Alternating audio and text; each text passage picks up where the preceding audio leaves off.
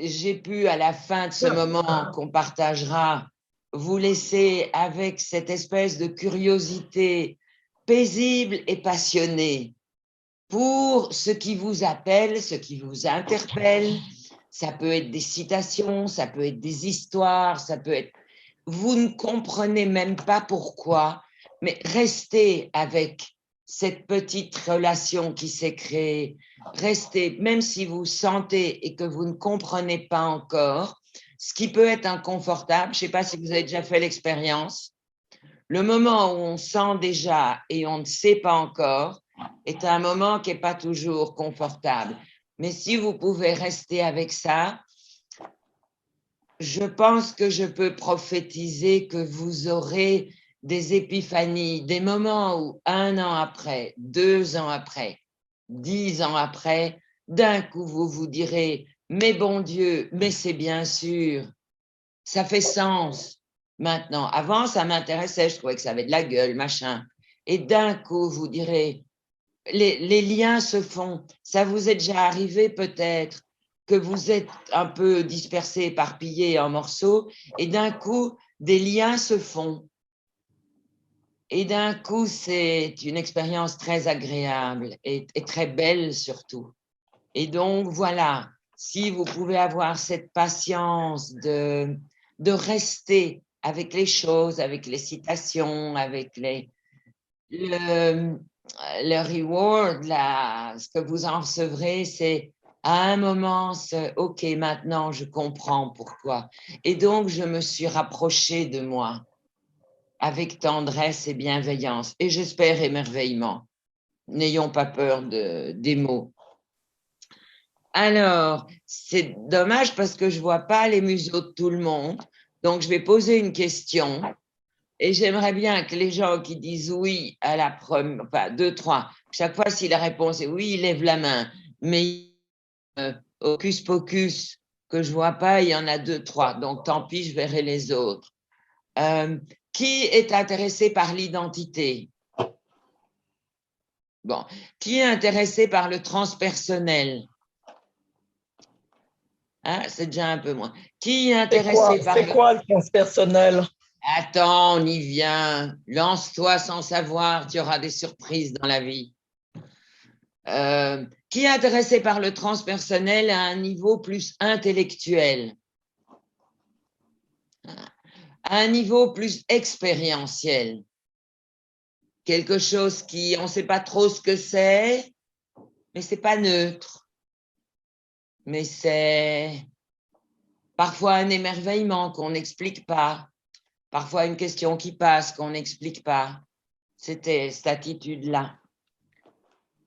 Et en même temps, je me sens assez à l'aise.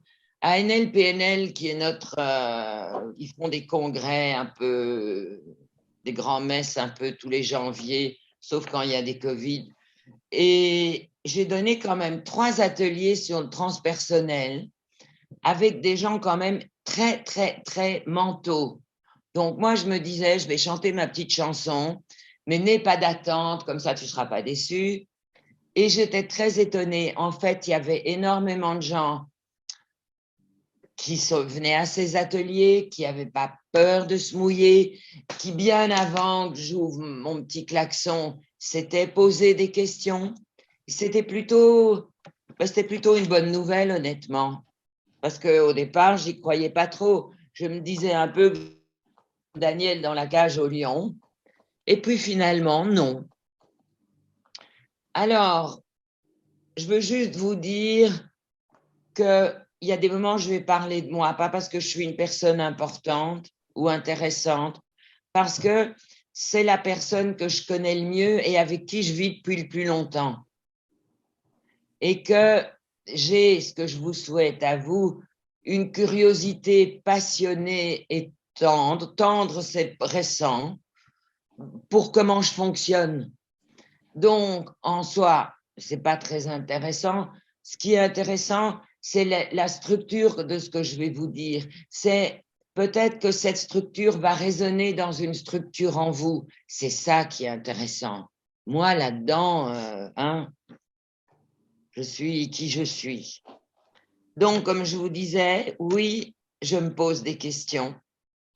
Les soufis, qui sont les mystiques de l'islam, s'appellent eux-mêmes les chercheurs de vérité.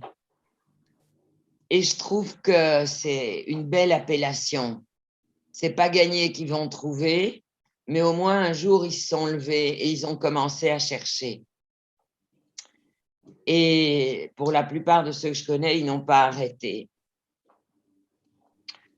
Alors, au niveau de l'identité, déjà la PNL l'a mis dans les niveaux logiques, mais à part ça, il y a des flottements, dont Christian qui me disait, mais finalement, l'identité, moi, je n'ai que mes croyances à propos de moi-même, ce qui n'était pas faux. Et c'est une approche qui a été rejointe dans les premiers temps de la PNL par David Gordon, Leslie Cameron Bandler et Michael Lebeau, je crois, qui ont utilisé les mots, le concept de soi. Bon, ils n'ont pas eu de succès, ça, j'en peux rien, mais ce n'était pas inintéressant parce qu'un concept de soi, on peut le modifier. Une identité, ben, le mot même dit que ça reste à l'identique. On est donc un peu mal barré. Et Robert Dills, qui a l'art de jouer avec les mots, comme quand même on était en train de se chicaner fermement sur le concept, a trouvé, bon, et je suis restée la gueule ouverte, en me dit non, identité évolutive. Pas mal, à part que ça ne dit pas grand-chose de plus. Il y a un moment, il faut savoir, on évolue ou on reste identique à soi-même. Mais c'était une manière de contourner le problème. Et au travers de ces deux définitions, vous sentez bien qu'il y a un groupe de gens qui se sont dit, mais qui, mon identité, moi, qu'est-ce que je peux savoir? Je ne peux qu'avoir des idées sur moi-même, concept de soi. Et un autre qui avait lui-même dans ses niveaux logiques mis identité et qui peut-être le soir dans sa chambrette se bouffait les doigts, j'ai dit ok, je ne vais pas rester prisonnier de mes propres mots, je vais dire identité évolutive. Et qu'est-ce que ça nous montre? Que c'est un mot valise, identité. Et vous allez voir, on va voir ensemble que on peut s'en approcher. Gregory Bateson a une phrase magnifique. Ça me fait rire parce que John Grinder, un jour, il adore Gregory Bateson. Bon, je ne sais pas s'il le comprend, mais il l'adore. Et un jour, bon, moi, je le lisais parce que je suis appliquée. Maintenant, est-ce que je le comprenais? C'est une bonne question. Et surtout, ça ne se lit pas comme un polar, hein. Au bout de 2-3 pages, vous avez quand même un peu d'hyperventilation. Et John Grinder, il me disait, le plus difficile avec Gregory Bateson quand on le lit, c'est de penser à continuer à respirer quand on le lit. Ce qui n'est pas faux. Il y en a parmi vous qui ont lu ou lu un peu de Gregory Bateson? Ouais, ben, faut s'accrocher quand même, hein. Il y a des moments, moi, t'entends avec une phrase, j'en ai pour 3 jours. Alors, 3 pages, ça me fait le mois. Mais il a dit un truc extraordinaire, je trouve. Il a dit « je » est la nominalisation ultime. C'est du Bateson, hein, je vous ai prévenu. Mais quand même, « je », entre guillemets, est la nominalisation ultime. C'est le truc ultime qu'on a trouvé à nominaliser. Et quand il disait ça, en fait, quand il met jamais des petites phrases en exergue pour les gens qui comprennent pas tout de suite, Bateson, je sais pas, mais il avait pas que ça à foutre. Qu'est-ce que ça veut dire? Que Bateson disait, mais les gars, vous n'êtes pas un jeu, vous êtes un processus. Je pense même, moi, qu'on est un processus de conscience. Mais en tout cas, ça donne du mou, ça donne du champ quand même, non? Enfin, je trouve. Et donc, nous sommes des processus. Cette question, qui suis-je? Bon, je ne vais pas vous faire trouver la réponse en 1 heure. Il y a des mecs, ça fait 20 ans qu'ils cherchent, ils n'ont toujours pas trouvé. Donc, soyons modestes. Mais il y a eu des approches intéressantes. Entre autres, et là, on va revoir des grilles de lecture de PNL. Pourtant, on va voyager. On va aller chez les hindous. On va aller dans les traditions de travail spirituel et d'éveil hindou. Et là, il y en a 2 très différentes. Il y en a une qui trie par accord et c'est le Vipassana. Alors, Vipassana, imaginez, vous venez pour 10 jours, vous n'allez pas manger beaucoup, vous allez boire du lemongrass tea, enfin bref, une espèce de tisane à peine sucrée pour laquelle au bout de 5 jours, on se battrait, tellement on a besoin d'un peu de stimulus. Et toute la sainte journée, on est là. Alors, ou bien on médite tout seul, ou bien on est face à face et il y en a un qui dit à l'autre pendant « dis-moi qui tu es » et l'autre pendant 5 minutes répond « je suis ci, je suis ça ». Vous me dites facile. Oui, à part que on fait ça pendant 1 heure, tous les deux, et puis on change de partenaire et on fait ça quand même 11-12 heures par jour. Et évidemment, l'objectif, c'est pas de savoir qui je suis, mais c'est qu'à un moment donné, les neurones explosent. Bon, moi, je finissais par me foutre de la question, mais je suis pas une disciplinée. Mais surtout, je me rends compte que cette question, c'était... J'arrêtais pas de baragouiner des trucs. Et puis après, j'arrêtais pas de... D'abord, je trouvais plus rien à dire, j'avais l'air malin. Et puis, je sentais bien que tout ce que j'avais dit, c'était pas vraiment ça.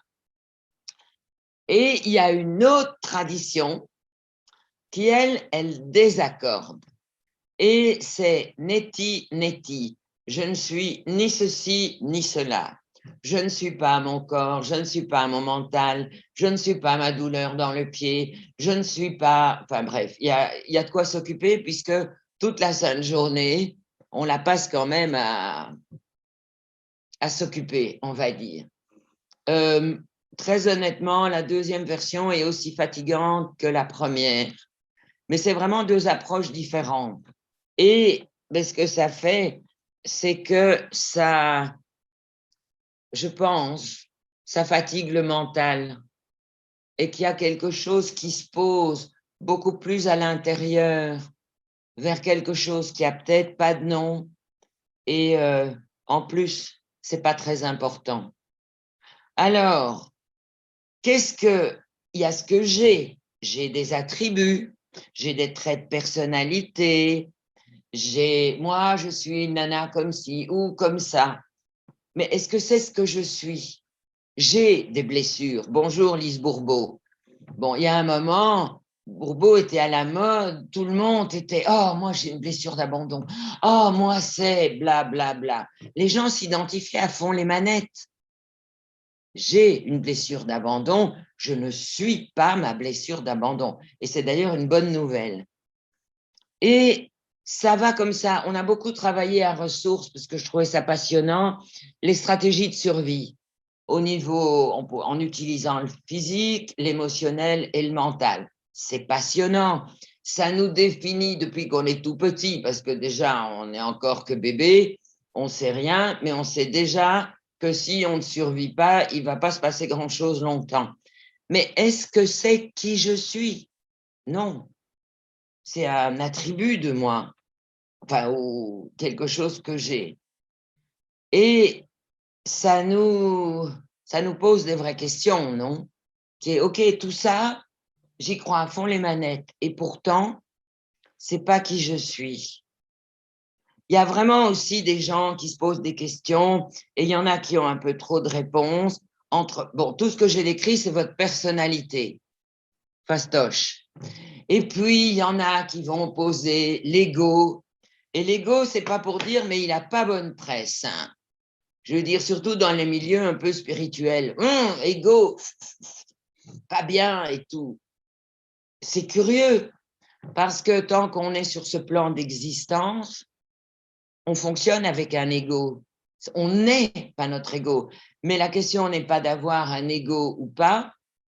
La question, c'est d'avoir un ego sain.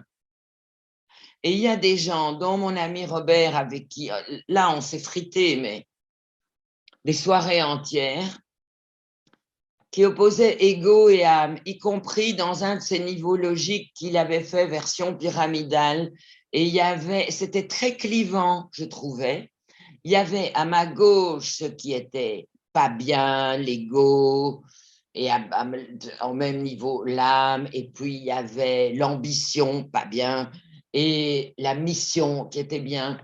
Et en fait, je trouvais que ce modèle des niveaux logiques qui est censé être inclusif, qui transcende et inclut, mais finalement, il était clivant.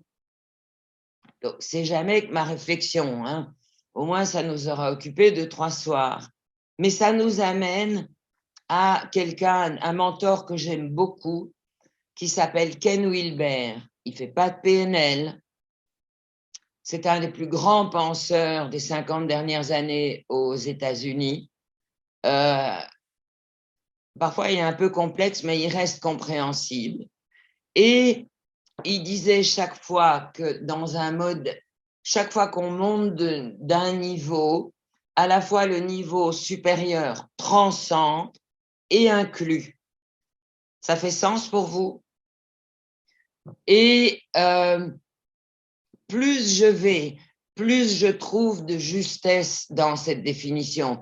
Et quand ça transcende pas et ça n'inclut pas, vous avez qu'à voir ce qui se passe dans le monde en ce moment, c'est pas terrible. Ça, c'est plus de l'identité individuelle. Ce sont des identités collectives, mais non inclusives. Ça donne des résultats assez désolants. Donc, ça, c'est des mots avec lesquels moi, je reste beaucoup. Est-ce que chaque fois que je vais à un niveau plus vaste de moi, il transcende et inclut les autres, ou bien il les dénie? Il y a plein de systèmes, par exemple spirituels, qui nient le corps. Non, non, on va être que des purs esprits, ils bouffent trois grains de riz, s'occupent pas du tout de leur corps, qui est un vil serviteur. C'est très intéressant, mais ça, alors on est d'accord qu'au niveau même énergétique, le corps est à un niveau inférieur à, si on parle le corps physique, le corps mental, le corps émotionnel, puis le corps subtil. Mais on voit beaucoup dans les traditions spirituelles des gens qui s'occupent que des niveaux du haut, parce qu'ils sont plus chics, et qui quand même ont un peu oublié les niveaux du bas parce qu'ils sont en dessous sur le dessin, mais il n'y a pas de jugement de valeur. Et moi, j'en ai vu vraiment beaucoup des systèmes comme ça, où il y avait de nouveau un clivage. La pratique de Ken Wilber, elle me plaît bien, puisqu'il parle de travailler le corps, de travailler le mental, de travailler le psychologique, de travailler le corps énergétique, non pas énergétique, subtil, c'est-à-dire le monde des archétypes, le tai chi, le qigong, enfin bon, ça se travaille. Et puis le corps causal, alors là, il y a tellement peu de monde qu'on a du mal à le décrire. Moi, j'aurais du mal aussi, parce que j'ai du mal à l'atteindre et surtout à y rester. Et je crois qu'il y a des gens qui sont plus doués que d'autres pour contacter des espaces. Voilà, désolée. Alors, est-ce que vous voulez faire un petit exercice? Dites oui, on gagne du temps. Oui. Bon, je vais vous demander vous avez 3 bouts de papier qui traînent devant vous, par exemple, de mettre sur ces 3 morceaux de papier chaque fois quelque chose à quoi vous vous identifiez. Ça peut être une croyance, ça peut être quelque chose que vous croyez que vous êtes, ça peut être un critère, ça peut être n'importe quoi. Du moment que vous vous dites, non, ça c'est moi. Si je n'avais pas ça, je ne serais plus moi. Je serais presque moi, mais je ne serais plus moi. Et en fait, cette réflexion, l'exo, enfin non, l'exo, c'est nous qui l'avons inventé. Une femme qui donnait des formations en PNL, qui était copine avec Judith Delosier, et Leslie Cameron Bandler, Lynn Conwell, elle s'appelait. Et elle m'a fait un super cadeau. On était dans le sud de la France. Et elle m'a dit, Anne, ne confonds pas. On peut être associé à quelque chose, mais ce n'est pas pour ça qu'on est identifié à quelque chose. Quand vous êtes dans quelque chose, oui, vous êtes tout à fait associé. Mais la vraie question, c'est pouvoir vous associer quand ça vous chante, mais ne pas vous identifier. Ça redonne une énorme liberté. C'était un beau cadeau qu'elle m'a fait. Puis moi, je l'ai mis en pratique. Et on a travaillé, j'ai travaillé avec beaucoup de gens, cette différence entre associé, eux, ils confondaient, associé, identifié, c'est moi, c'est moi, c'est moi, c'est moi. Et ça prenait pas beaucoup de temps pour se dire, mais non, j'étais associé à fond les manettes, mais je suis pas identifié. Vous voulez bien faire ça avec moi? Hein? Vous avez vos 3 papiers? Vous avez mis vos 3 trucs? Faut pas, hein? C'est pas un examen non plus. Alors, il y a des moments, ça ne prendra pas longtemps. Je vais vous demander de fermer les yeux et de vous laisser guider par moi. Et puis, il y a des moments où je vous demanderai de rouvrir les yeux et de mettre votre petite mimine sur un des papiers et de faire ce que je dis. Jusque-là, ce n'est pas très compliqué. Ça va? OK. La première chose que vous allez faire, vous êtes gaucher ou droitier, vous mettrez la main que vous préférez sur le premier papier. Il y en a pour qui c'est un critère. Il y en a pour qui c'est une croyance. Vous pouvez dire, hein. Moi, j'essaye d'avoir un peu de feedback. Vous êtes sérieux comme des papes. Bon. Vous posez la main sur ce papier et quoi qu'il y ait dessus, vous rentrez dedans complètement. Vous devenez ce critère, cette croyance qui est vous et qui est évident et qui vous signe et qui, je veux dire, non, c'est pas possible d'être vous sans ça. C'est important, parfois c'est positif, parfois c'est pas positif, mais c'est vous, c'est vous, c'est vous. Et vous vous permettez de sentir en quel point c'est dans votre être, à quel point c'est vous. Il n'y a pas photo, quoi. C'est une expérience non négociable. Vous êtes à fond les manettes dedans, avec tout ce qu'on sent, ce qu'on pense, qu'on croit, dedans. Et puis, vous allez retirer votre main, fermer les yeux et revenir à l'intérieur de vous, à un endroit paisible, à un endroit qui n'a peut-être pas de nom, à un endroit où vous revenez à la maison. Peut-être votre respiration peut vous y amener. Et chaque inspire vous amène à revenir plus profondément, plus paisiblement à cet espace en vous. C'est une métaphore, ça peut être un lac, une flamme, une fontaine, n'importe quoi. Mais c'est Iti Phone Home. Je reviens à cet espace en moi et chaque fois que j'inspire, je reviens un peu plus. Je reviens à la maison. Ça n'a pas de nom et ça a tous les noms. Et je n'ai plus d'attributs et pourtant, quelque chose là n'a jamais été autant moi. Connecté à... j'ai pas de nom. Et c'est bien. Et je vais vous demander de rouvrir les yeux. Donc, promis, on y reviendra. Ne vous en faites pas. Et puis, je vais vous demander de mettre la main sur le deuxième papier. Et de nouveau, vous commencez à connaître la musique. De nouveau, je vais vous demander de vous associer complètement à ce qui est mis sur le papier. Mais complètement. C'est moi, c'est ce que j'aime, c'est ce que j'aime pas, c'est qui je suis. Et je me juge un peu, mais je m'en fous, c'est quand même moi. Enfin, vous savez le cinéma. Associez-vous. Faites-moi ça bien. Complètement.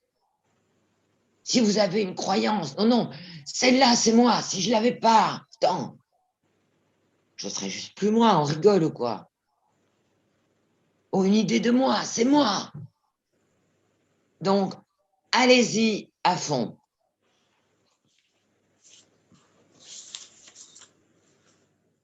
Et puis, sortez-en. Fermez les yeux. Inspirez. Et revenez à l'intérieur, à cet espace où vous avez déjà été il n'y a pas très longtemps. Cet espace sans nom, avec peut-être des images, avec peut-être un nom, mais où quelque chose n'a jamais été autant vous.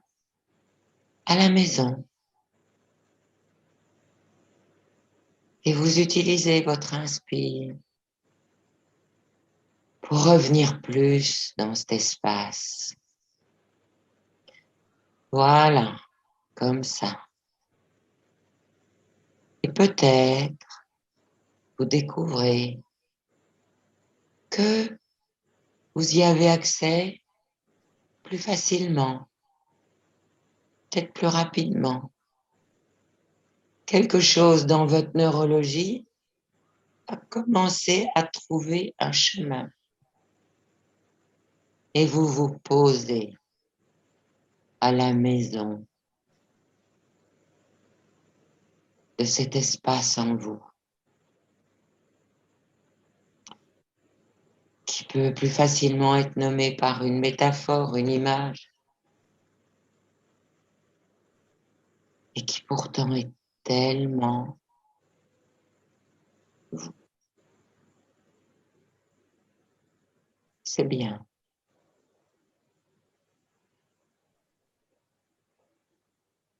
Et c'est comme des trouvailles et des retrouvailles.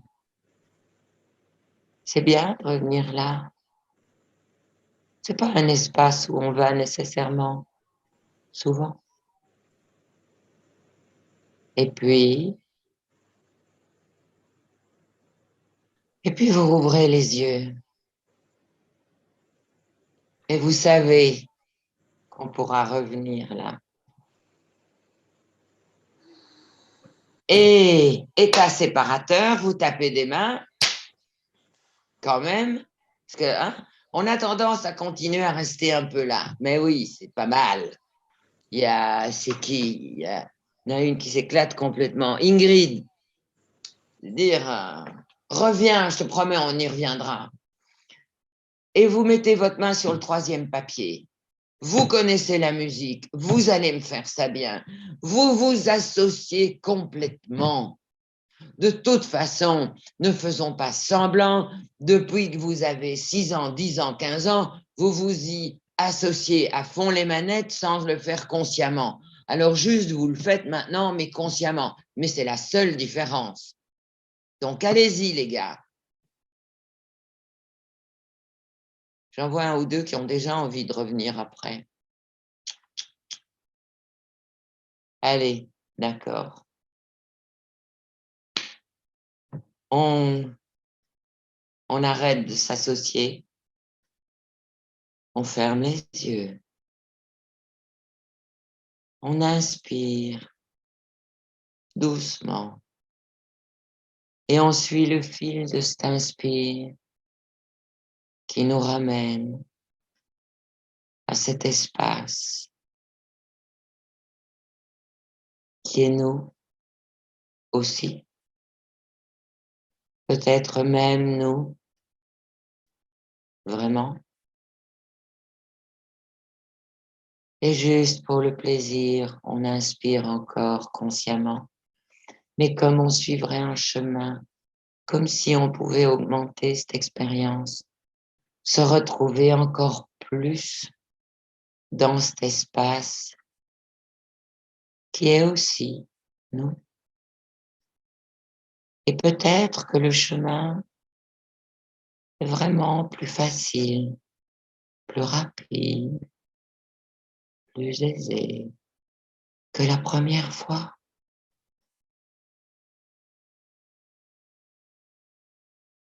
Et c'est intéressant d'avoir découvert cette capacité si simple de revenir à l'intérieur de soi où quelque chose vous attend. Ce quelque chose est toujours là. C'est vous qui oubliez de temps en temps d'aller au rendez-vous. Je vais vous demander de rouvrir les yeux. J'espère vous avoir donné envie d'aller à ces rendez-vous plus souvent parce que ce sont de beaux rendez-vous. Alors, est-ce qu'il y en a parmi vous qui ont pu sentir cet espace intérieur? Ok. Il y en a qui sont restés à la porte? Ben non, quasi pas. Est-ce que vous avez pu vraiment vous associer? De toute façon, c'est ce que vous faisiez avant, hein. Là, je vous ai juste dit de le faire, mais on ne va pas faire semblant.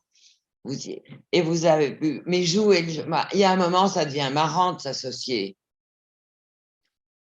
Quand on ne reste pas dedans et qu'il arrive avec quoi je n'ai pas joué, une notion intéressante. Et c'est là où il y a un lien entre la PNL, un concept PNL et des voies transpersonnelles. En PNL, on va parler de métaposition, d'être dissocié, des choses comme ça. Et c'est vrai, et c'est super important. Mais ça peut être important vraiment dans un chemin de connaissance de soi. Pourquoi? Parce que des émotions, des pensées, des auditifs internes, des jugements, des comparaisons, vous en avez à fond les manettes. Je crois que c'est Joe Dispenza qui dit on a 70 000 pensées, machin, à peu près par jour, dont 80% sont comme celles de la veille. Chouette.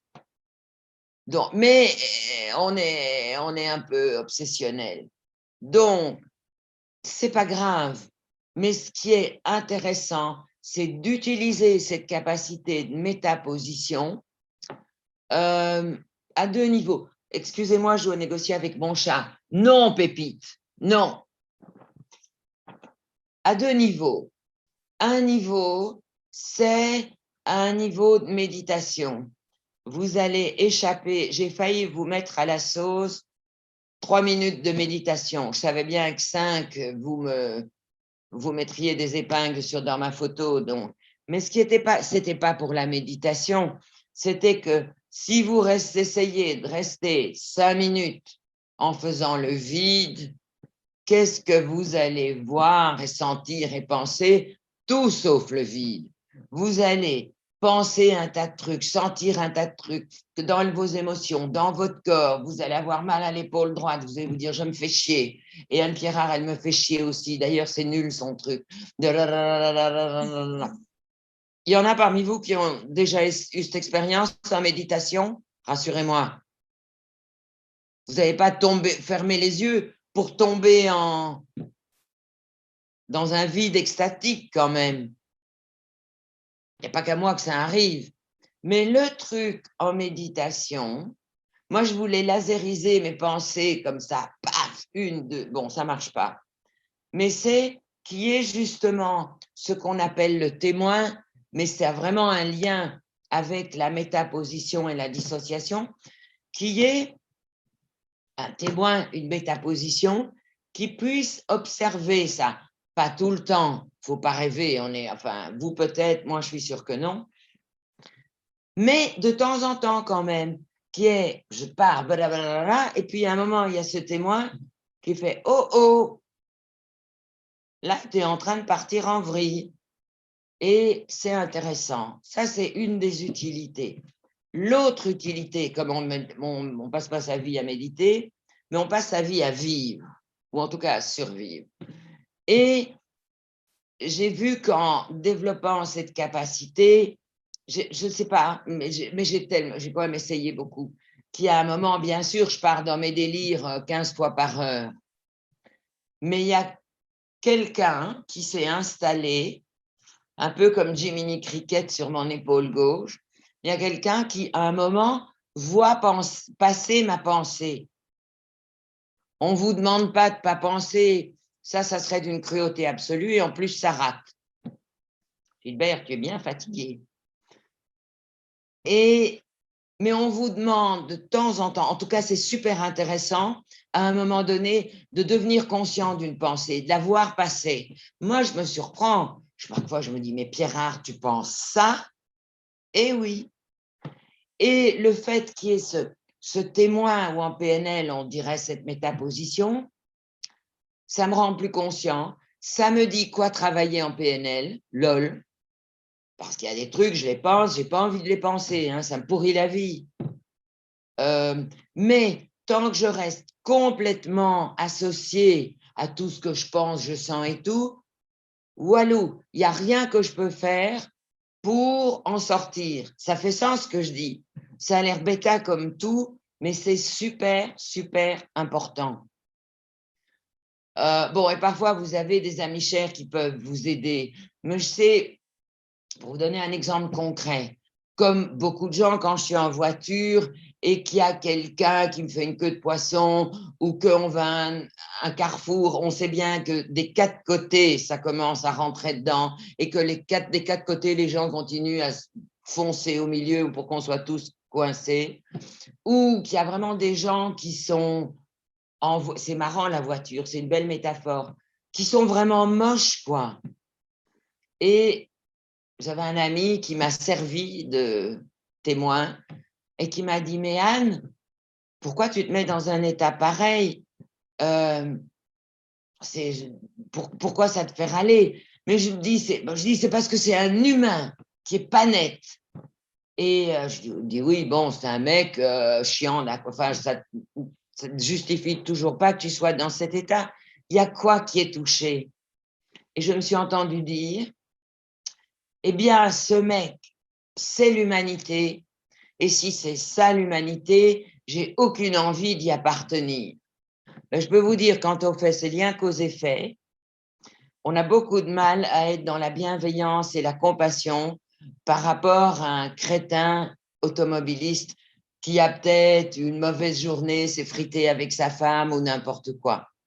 Puis juste, il va pas bien, quoi. Là, j'ai eu, moi, la chance qu'un copain me serve de conscience, de Jiminy Cricket. Mais parfois, vous ne l'avez pas. Donc, c'est intéressant de commencer à travailler ça pour vous-même. Est-ce que ça fait sens ce que je dis? Vous êtes sages comme des... Okay.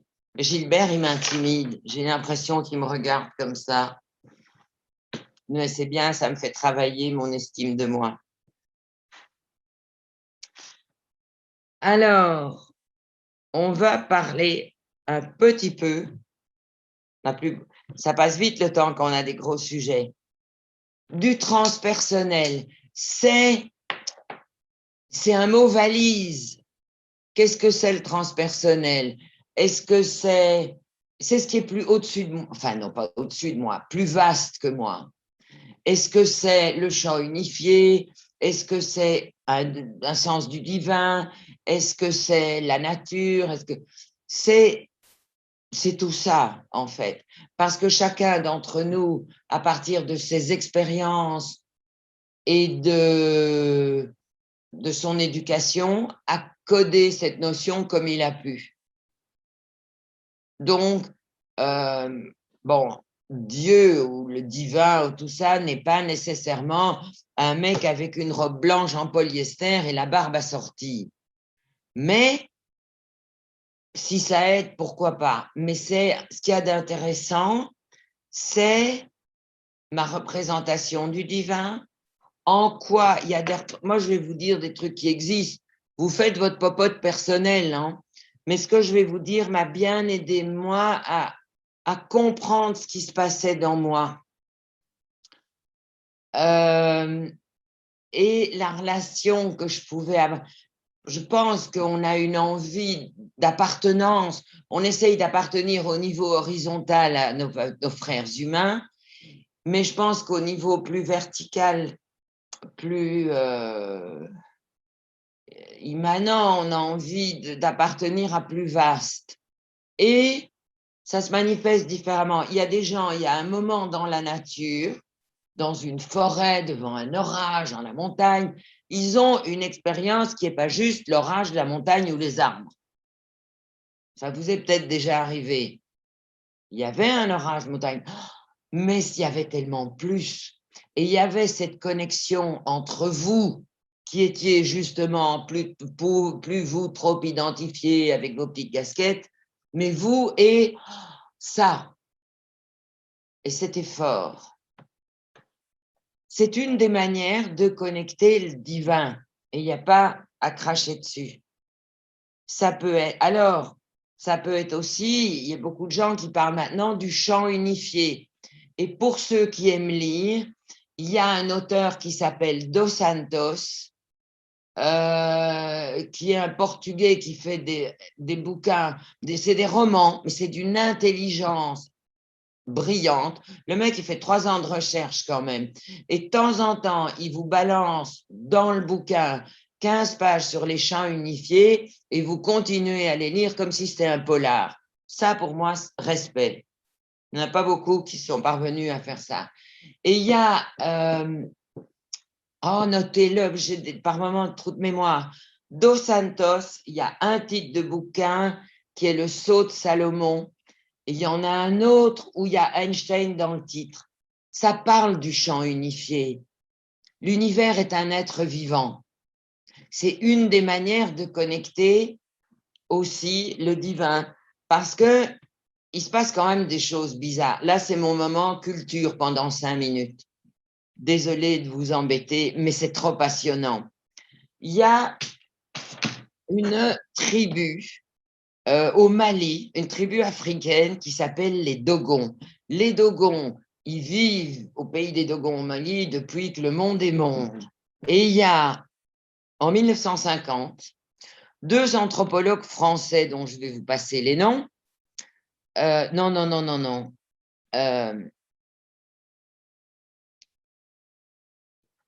Il y a 2 anthropologues français qui ont été voir les Dogons.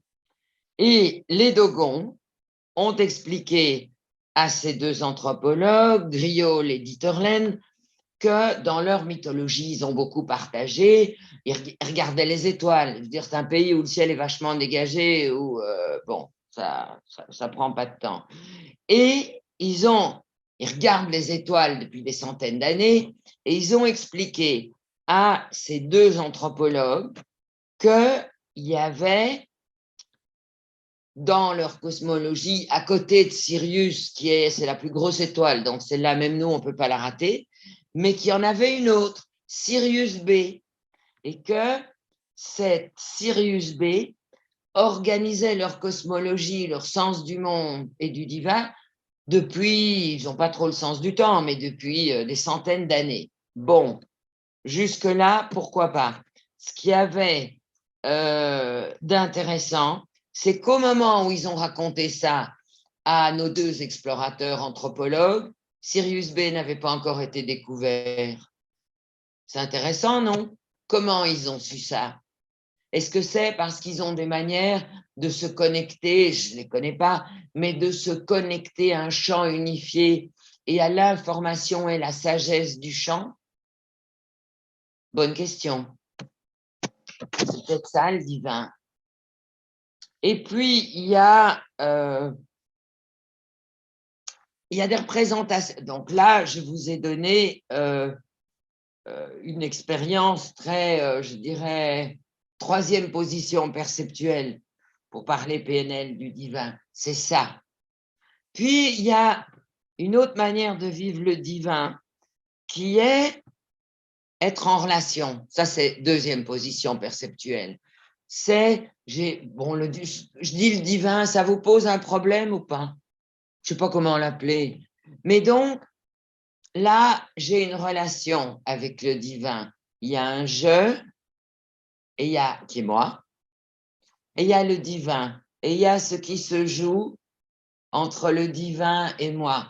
Tout ça se passe, comme vous entendez, pas trop à un niveau religieux. C'est plus à un niveau spirituel, mystique. Et puis, il y a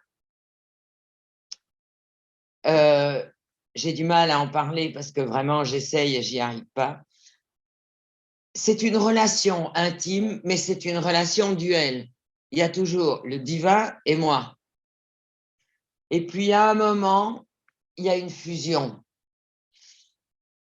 Il n'y a plus ni lui ni moi ou les deux, ou va savoir. Il y a d'ailleurs un mystique soufi au 15e siècle qui a fait une expérience mystique, qui a compris ce que je viens de vous décrire et qui est sorti de sa maison. Qui était une maison en Perse quelque part. C'était une magnifique civilisation à l'époque. Et cet andouille n'a pas tenu compte de son environnement. Il est sorti de sa maison en disant « Je suis Dieu », ce qui était en fait son expression de l'expérience de ce que je vous ai dit, qui est, il y a un moment, il y a fusion. Il dit « Je suis Dieu », à part que quelque part, il n'y a plus de « je ». Mais bon, il l'exprime comme il peut. En Perse, je ne sais pas ce que ça donne. Et c'était une très, très mauvaise idée parce que il était dans une ville où c'était plein de gens religieux, mais pas très mystiques, et qu'ils l'ont zigouillé dans la journée. C'était, ah, ma mère, grosse blasphème. C'est pas un truc qu'il faut dire dans tous les contextes. Si jamais vous faites l'expérience, je serai contente pour vous et admirative, mais faites gaffe comment et à qui vous le dites. Alors, ce que je vous dis, c'est mon travail, ma vie depuis longtemps, hein, je le résume. Il y a un Dieu du plein et il y a un Dieu du vide. Je m'explique. Le Dieu du plein, qu'on pourrait dire c'est un Dieu yin, c'est une manière plus féminine, plus dans l'amour de vivre le divin. Les Indiens parlent de bhakti. Il y a un très, très beau enseignant spirituel qui s'appelle Ramdas, qui est enfin maintenant il est passé de l'autre côté, mais d'une intelligence, d'un humour, d'un amour. Mais voilà, c'est une spiritualité du plein. C'est plus yin, plus probablement féminin. Et puis, il y a une spiritualité on appelle le Dieu qui ne manque pas. Ça, c'est Jean-Yves Leloup qui dit. Il y a un Dieu du vide. C'est le Dieu qui manque. C'est la claire lumière des bouddhistes. C'est Maître Eckhart, qui était un mystique de la fin du Moyen-Âge, qui parlait du Dieu qui manque et qui a eu des broquettes avec l'Inquisition quand même. Et il a eu un procès et après il a fermé sa gueule. Vous me voyez encore?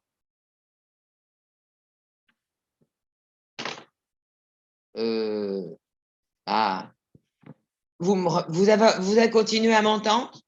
Oui, oui, tout à fait. Ok. Parce que moi, j'ai vu, vous pouvez acheter maintenant, truc machin. Donc, je me disais, ça y est, il y en a un.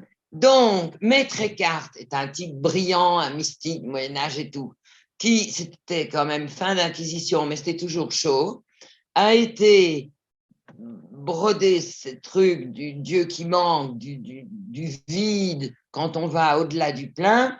Vous imaginez que, donc il a eu un gros procès, il est parvenu à sauver ses fesses et après il l'a fermé. Et honnêtement, c'était une très bonne idée. Mais ces notions, alors les bouddhistes sont très dans, on dit le bouddhisme est une philosophie et pas une religion. C'est vrai et faux, c'est les deux. Mais en tout cas, la claire lumière, c'est peut-être très lumineux, mais c'est pas très plein. Hein. Je ne sais pas s'il y en a parmi vous qui ont essayé de méditer comme les bouddhistes et les bouddhistes tibétains. Moi, j'ai essayé. Je dis pas que c'est mal, je dis que c'est vide. Et ça fait bizarre. Donc, vous me direz, hein, si vous avez des expériences, après, envoyez-moi un petit mail. On est quand même une communauté de conscience. Le zen, c'est pas très rempli. Le dzogchen, ça, c'est une voie particulière, c'est pas très rempli non plus. Et dernière chose que je voulais vous dire, ce qui est intéressant à un moment, mais moi, c'est seulement maintenant que j'ai commencé à le voir, donc peut-être vous pouvez gagner du temps, j'ai jamais été une rapide, c'est j'ai vu en quoi mon histoire personnelle, mon concept de moi personnel, enfin mes névroses personnelles, ont eu un impact sur ma manière d'aborder le divin. Casse-toi, donnez-moi 2 secondes que je vais fermer la porte. Casse-toi, Percy. Allez, hop. C'est une maison pleine de chiens. Et ça a l'air bizarre ce que je vais vous dire. Et pourtant, c'était vrai. Et je vais vous donner quelques exemples pour une unique raison, parce que j'espère que ça suscitera votre curiosité par rapport à vous-même. Moi, je suis qu'un exemple, hein, finalement, on s'en fout. Mais comme les hindous, j'adore adorer. C'est quelque chose qu'on dit souvent, on rigole. Les hindous adorent adorer. Donc, ils vont se prosterner, faire des rituels, faire des pujas, machin, au bon gourou, mauvais gourou. Ils s'en foutent, ils s'éclatent. C'est leur truc. Bon, moi aussi, j'avoue un peu. Mais derrière ça, c'est vraiment récemment, je me suis dit, j'adore, je suis en là, voilà. Ce qui est très subtil parce que tant que j'adore, je contrôle, j'adore l'autre, ça. Je dis pas que j'en fais une chose, mais très subtilement, je le maintiens à distance. Surtout, je lui demande rien. Merde, imaginez, je demande, je reçois pas, encore déçu, même pas dans ses rêves. Je l'adore, je le tiens à distance, je suis pas déçu, tout va bien. Et c'est récemment, je me suis rendu compte, c'était pas juste du tout. Et je pense, donner mon amour, oh, c'était merveilleux. Mais accepter l'amour du divin, oh là, c'était en fait, et c'était ma peur à moi de rentrer dans l'intimité. Ça n'a rien à voir avec la mystique ou la spiritualité, ça a à voir avec mes névroses. Ça fait sens ce que je dis, parce que je parle de moi, mais je parle de vous, hein, quelque part aussi. Il n'y a pas que moi qui suis bizarre. Et les choses même qui vous touchent, que ce soit dans des récits, disent votre histoire. Je vais terminer par un exemple. Il y a un texte que j'adore, c'est le Cantique des Cantiques. Je ne sais pas si vous avez entendu parler du Cantique des Cantiques, mais c'est le kiff absolu. Il y a le bien-aimé et il y a la Sulamite, sa bien-aimée, et c'est un chant d'amour, et ses seins sont 2 colombes, et le miel coule, et les figues aussi, et ils s'aiment. Bon, en toute femme, il faut savoir qu'il y a une mininette et une bergère qui sommeillent. Elle est parfois juste très tassée en dessous, mais quand même, quand... et ce mec, il lui dit des trucs qu'on a toutes rêvé d'entendre. Enfin, c'est carrément bien, quoi. Et juste au moment où c'est vraiment le plus mieux, ce bien-aimé, mais qu'est-ce qu'il a dans la tête, le mec? Il lui dit, ben, elle est en adoration, en amour. Il lui dit, laisse l'écart, va vers toi-même. Quitte-moi et va vers toi. Non, mais il ne va pas, le bien-aimé. Et j'en étais arrivée au point où chaque fois je lisais le texte juste avant le moment où il va le dire. Comme ça restait bien. Je faisais un arrêt sur image. Il lui disait jamais d'aller se trouver.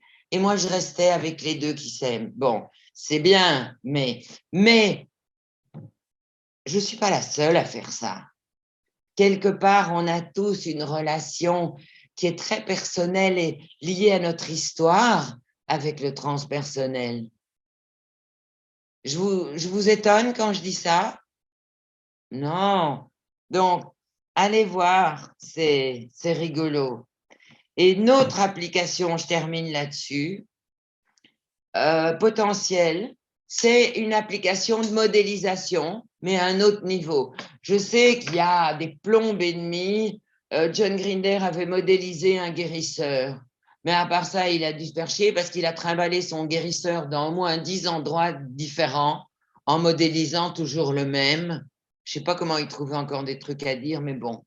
Nous, on a modélisé un guérisseur, non deux, c'était intéressant, justement pour faire un cadre de contraste. Puis, on a un peu lâché l'affaire.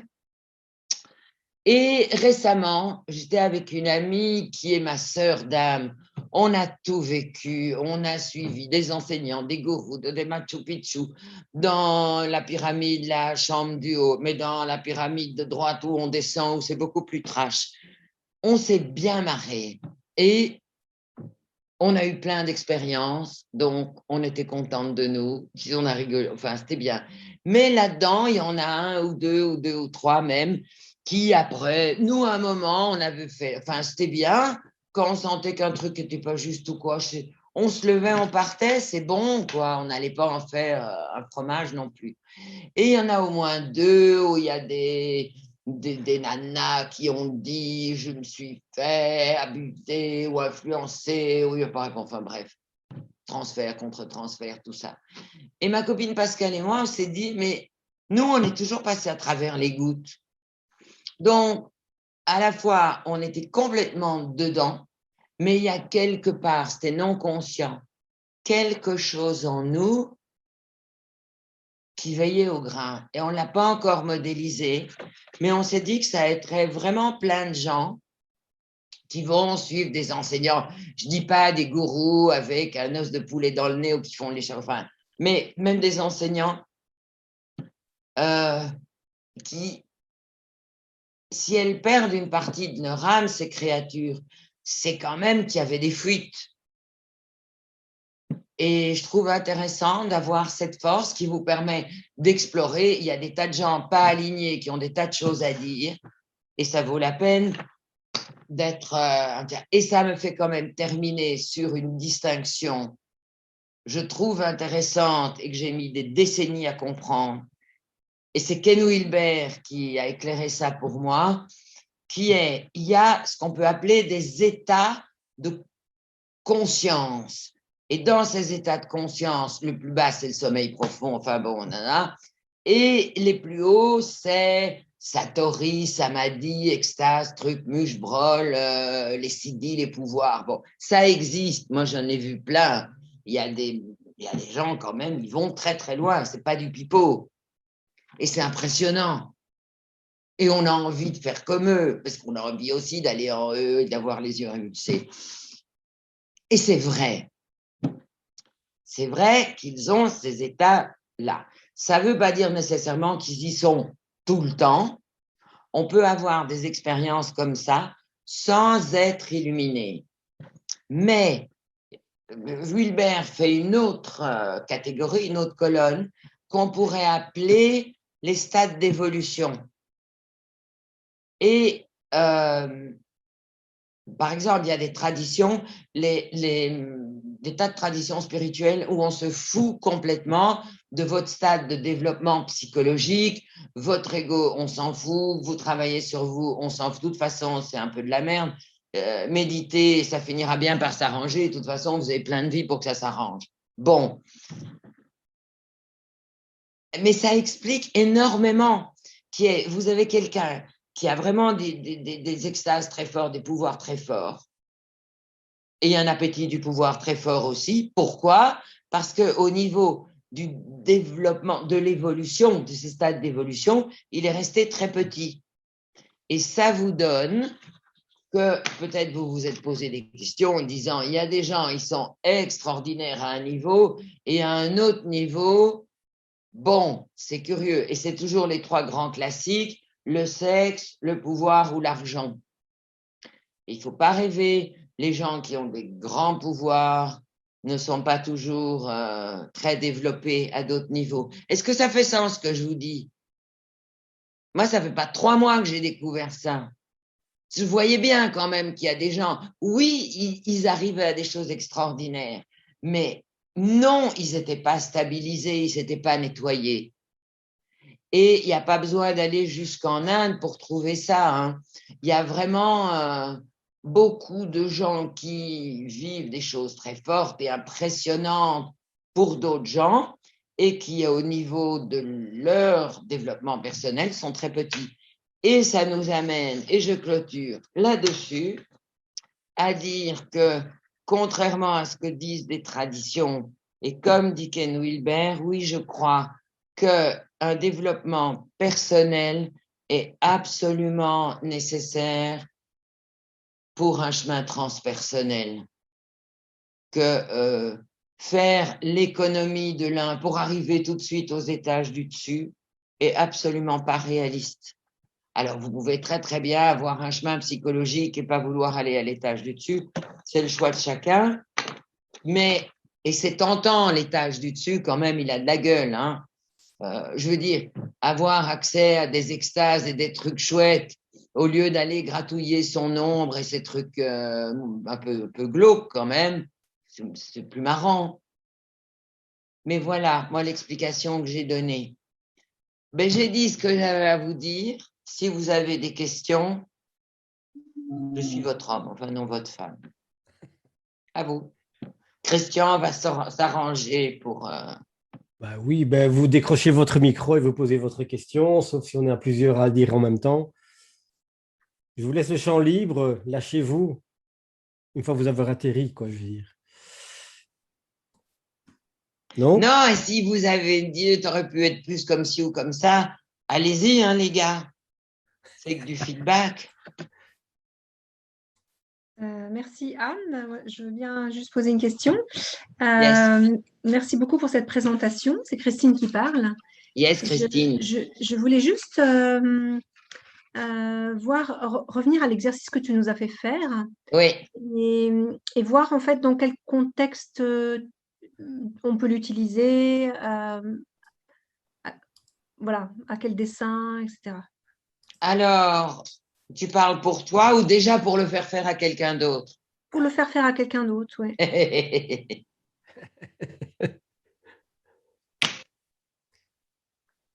C'était pas un exercice, c'était une expérience. Mais c'est une expérience qu'on peut amener quelqu'un à faire, non? On peut, sûrement. Oui, ok. Sûrement. Je veux dire, plus je viens, plus j'ai envie de me nourrir moi avant d'amener quelqu'un éventuellement à voir. Vous êtes tous intéressés par l'identité, la vôtre et le transpersonnel. Tout le monde n'est pas comme ça, hein.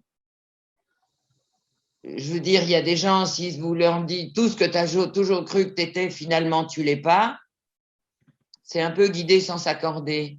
Tu vois ce que je veux dire, Christine? Moi, c'est un exercice que je donne de manière beaucoup plus complète au 3e module de mon maître praticien, tu vois. Okay. Quand je sais que j'ai travaillé avec des gens, je les ai vus, ils sont nettoyés, ils ont commencé à frémir un peu. Alain, que je te vois retrouver des bons, des bons souvenirs. Mais tu vois, je ne sais pas si je suis très claire dans ce que je dis. Oui, et à la fois, moi, je m'autorise des aller assez rapidement, amener les gens dans leur propre intimité assez rapidement, des fois à la deuxième, troisième séance. Donc voilà, je me demandais juste. La question, c'est pas toi, c'est eux. Mhm. Tu vois? Est-ce que eux, leur être appelle ou est-ce que ton être a envie d'aller là? Qui est une bonne question, quelle qu'elle soit, tu vois? Et si tu t'autorises, super, hein? Autorise-toi. Ok, ça marche, merci. Moi, je voudrais te poser une question parce que tu as cité Lincoln Well et c'est resté un grand souvenir dans ma mémoire, le Ah, tu l'as travail qu'elle connu faisait. Oui, tu l'avais organisé, tu l'as fait venir en Belgique, mais je ne sais plus quand. aussi? Et je me souviens d'un travail qui ressemblait un peu à ni ça ni autre chose. On avait dit d'abord tout ce qu'on détestait chez les autres et après, on se l'est vu asséner pendant des heures en disant tu es comme ceci. Et je me souviens, en fait, la question un peu, le commentaire que je voulais te poser, c'est justement ces transitions ne sont pas nécessairement des transitions douces, elles sont parfois, je dirais, relativement brutales et interpellantes. Confort n'est pas nécessairement le critère à tester. Ceci dit, ce que Lynn faisait, c'était plus quelque chose qui utilisait le concept de projection. Ce que je ne vois pas en moi, je vais le détester en toi. Mais en fait, ce que je déteste en toi, c'est moi que je vois. Ce qui, entre parenthèses, est parfois vrai, mais pas toujours. Tu as des gens quand même, ils sont lourds, ils sont lourds. Hein. Ouais, mais c'est parce que tu es lourde aussi. Ouais, hein, là, je suis en train de vous faire un vrai cadeau là par rapport à tous les gens dans les milieux psychos qui, chaque fois que vous ouvriez votre klaxon en disant j'aime pas ci ou j'aime pas ça, c'est toi et tout, de temps en temps. Et j'ai donné qui est de temps en temps, vous avez un avis sur une personne. C'est peut-être vous. Mais si cette personne ont le même avis, c'est peut-être pas que vous. Moi, c'est un test un test qu'on fait souvent quand même, parce que sinon, tu n'oses plus jamais rien dire. Hein. On a des perceptions, et mais l'idée de base, c'était l'idée de la projection. Et ça, c'est ouais, fatigant. Mais surtout, c'est pas toujours juste. Hein. C'est clair, tout ce que j'aime pas chez les autres n'est pas des projections. Parfois, ça peut toujours aider de se regarder à l'intérieur, mais bon.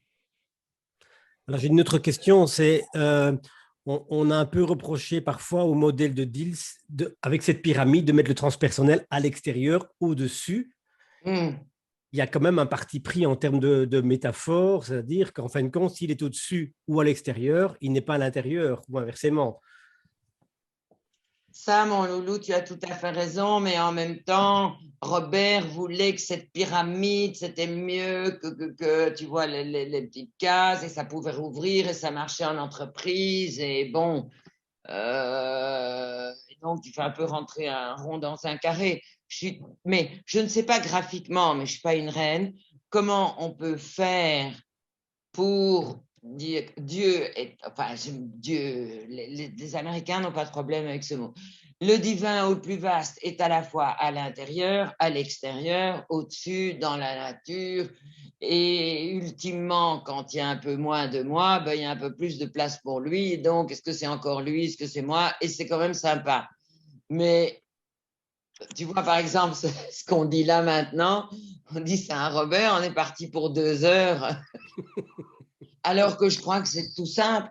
C'est comme tu dis, on ne peut pas sur un crowbar géolocaliser le divin. C'est un crowbar, c'est pas un GPS.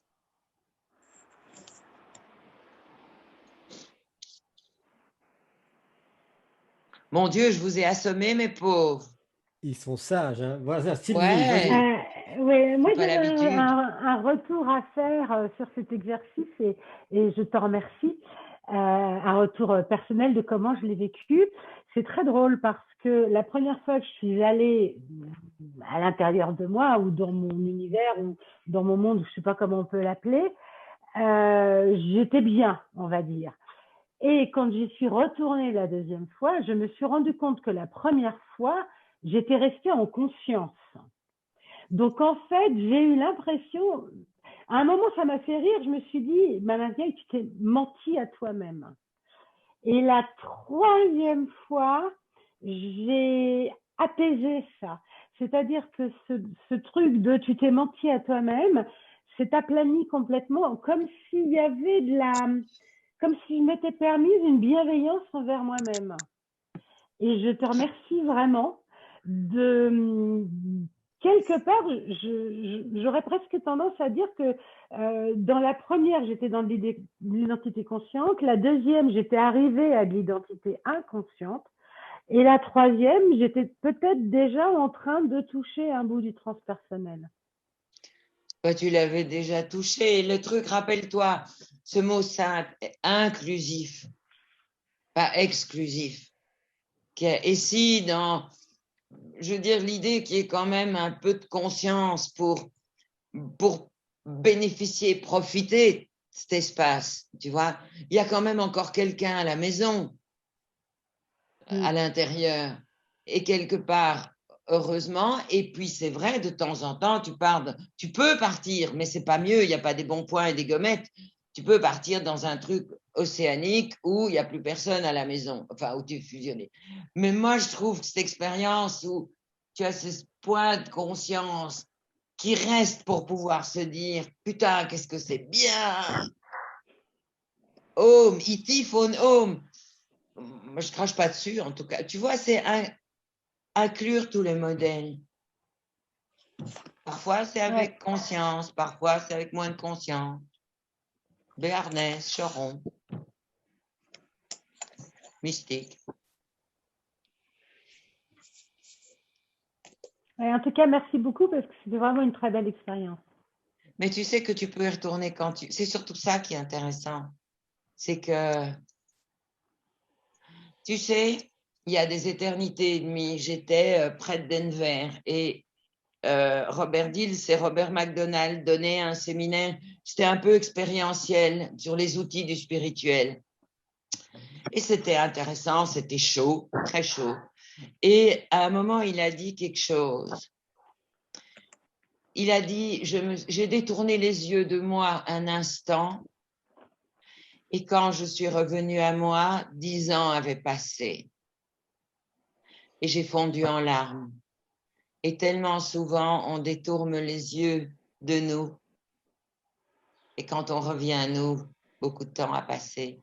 Donc, si ça peut vous faire un cadeau pour revenir à l'intérieur où c'est sympa plus souvent, c'est le plus beau cadeau que vous pouvez vous faire. Hein. Je trouve. En tout cas. Absolument.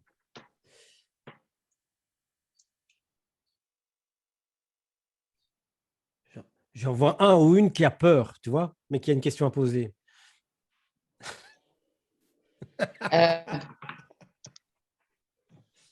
Est-ce que son prénom commence par un I? Non? Je ne dis rien. Attends, j'avais pas mes lunettes, mais quand je calibre.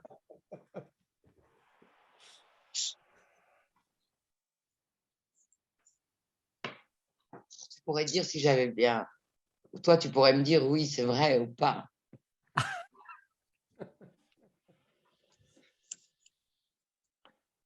Non? Personne? Stéphane? Bonsoir Christian, non, j'ai vécu un très très bon moment. C'était vraiment très intéressant, mais j'ai pas de questions particulières. Mais ça rafraîchit. Alors, moi, j'en ai une par contre. Est-ce que ça vous donne envie, vous, de continuer cette exploration, ce chemin sur qui vous êtes vraiment, sur la canaille cosmique qui est à l'intérieur et sur cette relation? S'il y en a ne fût-ce que 2 que j'ai motivés, j'ai pas perdu mon temps. À confirmer, moi. Vous savez, je veux pas être... la seule personne avec qui vous êtes sûr de terminer votre vie, c'est vous-même. Hein? Alors autant avoir une relation bienveillante, de curiosité passionnée. C'est plus que de la curiosité. Chaque fois que vous vous faites des liens, vous comprenez ce qui était des comportements ou des trucs inconscients. Chaque fois que vous récupérez de la conscience, vous récupérez de la liberté. Bon, faire 2, 3 petits réglages PNL après, il n'y a pas à dire, ça aide de temps en temps. La conscience n'arrange pas tout. Je ne sais pas si vous avez remarqué de temps en temps. Vous avez tout compris, ça n'a pas changé grand-chose. C'est pour ça qu'on fait de la PNL entre nous. Mais si ça vous a donné ça, moi je vous dis, je passerai une jolie soirée. Et si vous faites des prises de conscience et s'il y a des choses qui se passent, vous avez envie de partager, vous m'envoyez un petit mail à mail@ressources et je serai ravie de le lire. Voilà. Mon temps. Il n'y a pas d'autres questions? Peut-être juste un partage, si je puis intervenir.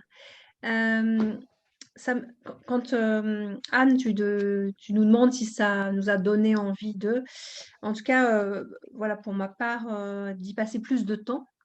Et puis ça m'a fait penser à l'état coach. Je ne sais pas si certains d'entre vous ont vu ça, donc que Robert Diz propose en fait ces 5 postures en fait, et voilà, il propose ça comme un espèce d'ancrage, une séquence d'ancrage.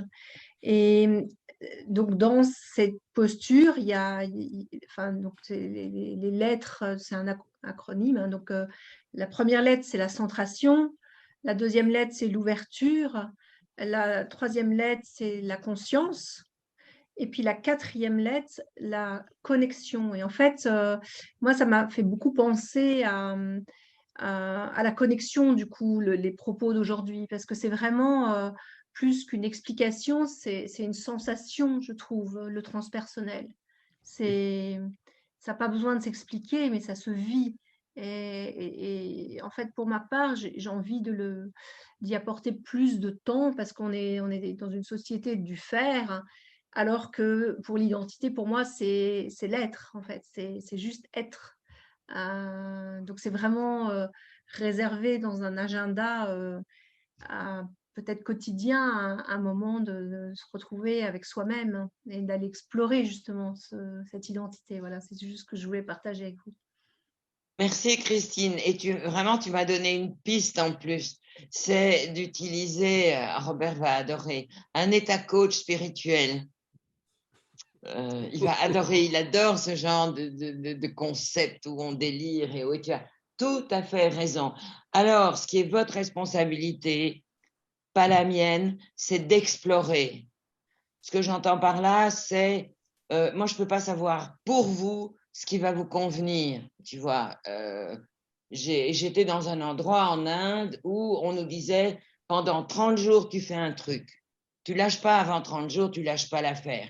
Mais si au bout de 30 jours, tu en es toujours à bouffer ton petit banc de méditation, c'est que, bon, c'est probablement pas ton truc.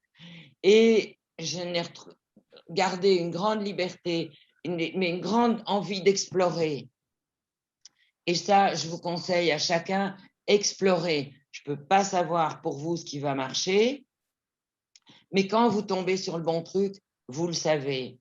Je veux dire, il y a des gens, ils sont très heureux, 45 minutes à rien faire sur un coussin violet et il se passe des tas de trucs. Moi, je le bouffe, mon coussin.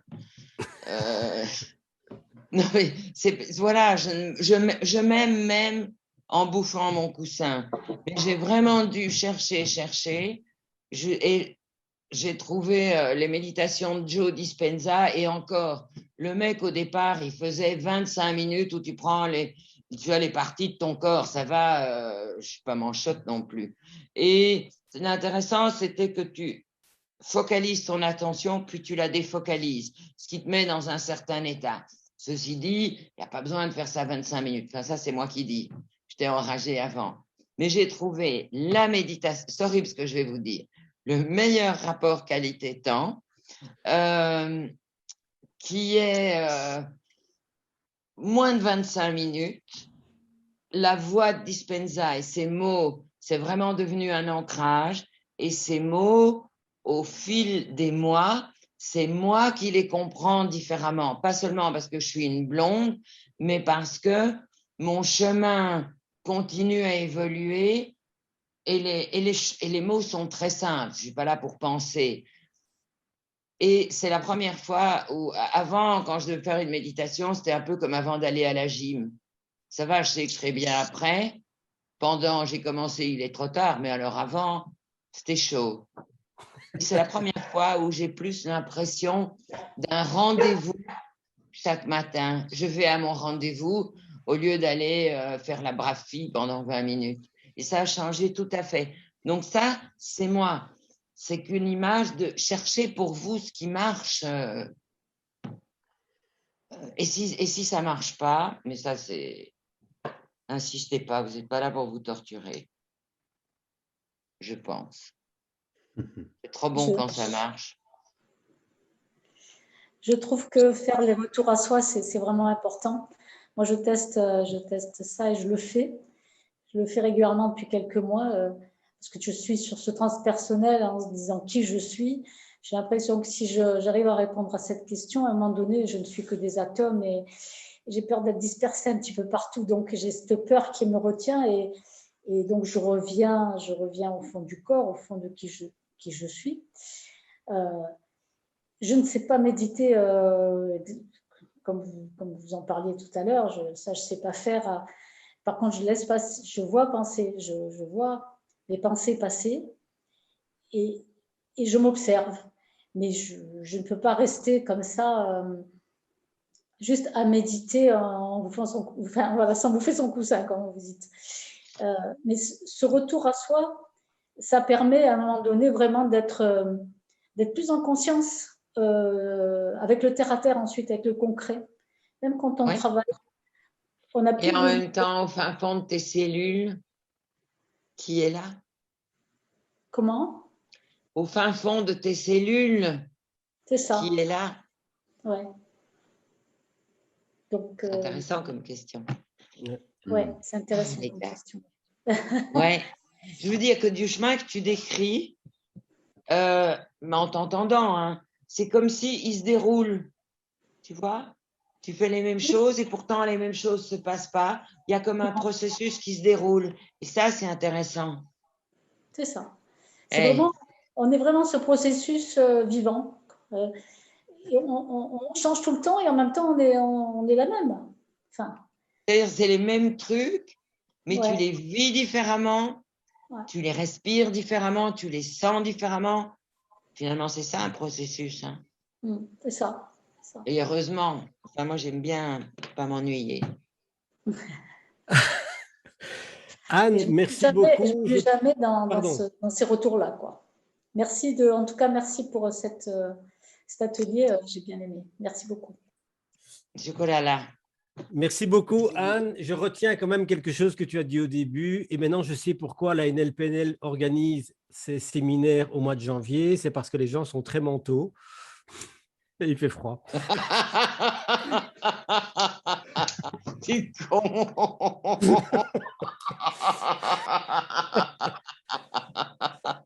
Mon mental est resté accroché sur ça et il m'a fallu une demi-heure pour m'en libérer. Oui, non, je rigole. Tu allais accrocher ton mental à la patère. Absolument.